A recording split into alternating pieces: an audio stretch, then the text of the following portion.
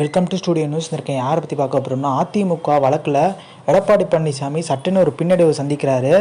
எடப்பாடி பழனிசாமிக்கு மனு தள்ளுபடி ஆயிருந்துச்சு. ஏற்கனவே சூரியமுத்து பார்த்தீங்கன்னா திறமையான வாதனால இப்போ எடப்பாடி பழனிசாமிக்கு என்ன சிக்கல்னா, மோடியை ஓபிஎஸ் சந்திக்க போகிறாரு.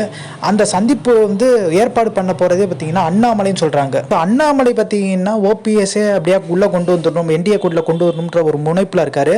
ஆனால் நயினா நாகேந்திரன் பேர் பார்த்தீங்கன்னா கொஞ்சம் டேமேஜ் ஆயிருக்கு அப்படின்ற பேச்சு அடிப்படுது, அதாவது டெல்லியில். ஏன்னா அவர் கூட்டணியை வலுப்படுத்தாமல் ஓபிஎஸ் கூட்டணிக்குள்ளே இருந்தார். அவர் பார்த்தீங்கன்னா கோச்சுக்கிட்டு வெளியே போயிட்டார்.